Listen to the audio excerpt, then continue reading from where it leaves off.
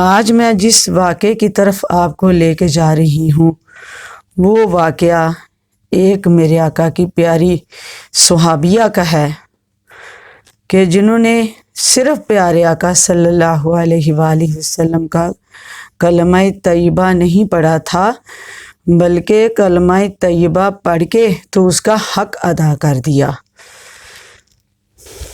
جیسا کہ ایک شاعر نے کہا ہے کہ جان دی ہوئی اسی کی تھی، حق تو یہ ہے کہ حق ادا نہ ہوا۔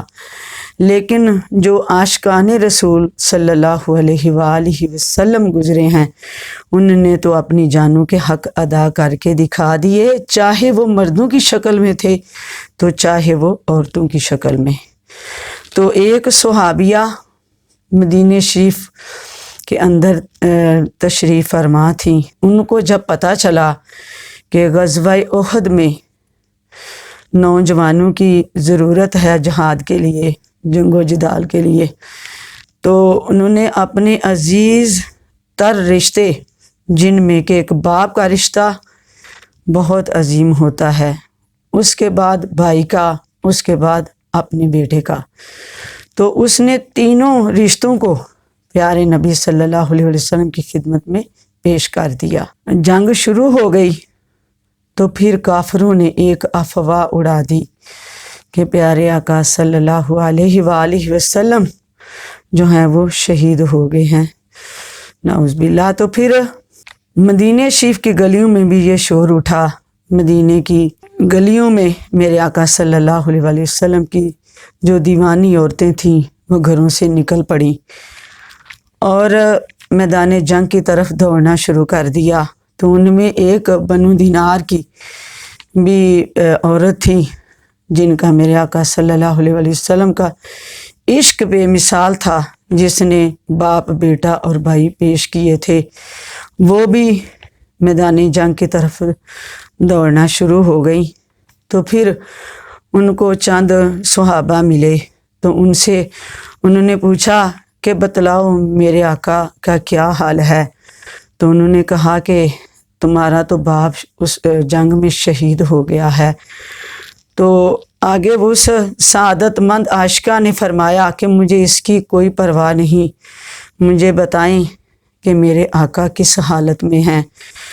تو پھر تھوڑا سا اور آگے گئیں تو پھر ایک شخص نے کہا کہ تیرا تو بیٹا شہید ہو گیا۔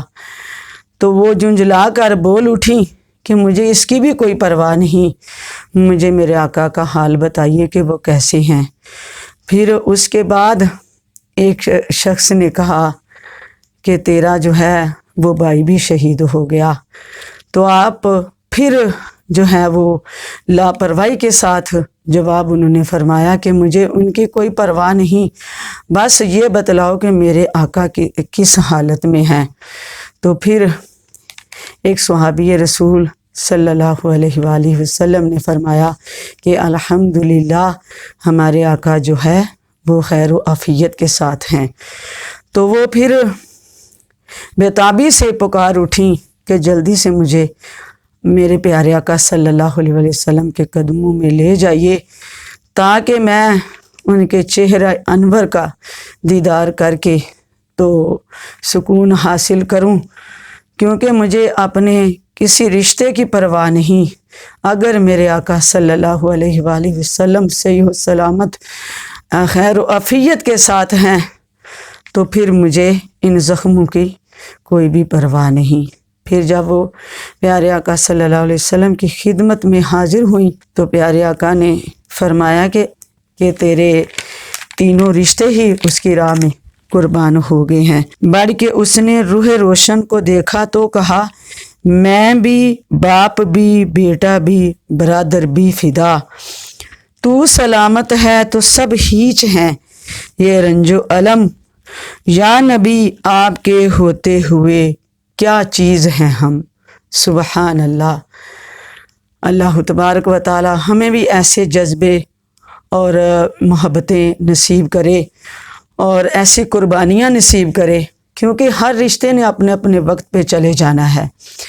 دیکھ لے دنیا میں والدین اولاد کو چھوڑ کے جا رہے ہیں، اولاد والدین کو، بہن بھائی رشتے دار خامد بیوی خامد کو ہر کوئی اپنے اپنے وقت پہ جدائیوں کے داغ دے کے جا رہا ہے۔ تو کیا ہی اچھا ہو کہ ہمارے یہ جو رشتے ہیں یہ اللہ اور اس کے رسول صلی اللہ علیہ وسلم کے دین کے لیے قربان ہو جائیں۔ اللہ تعالیٰ آپ کو اور مجھے ایسی سعادت نصیب فرمائے۔ السلام علیکم ورحمۃ اللہ وبرکاتہ۔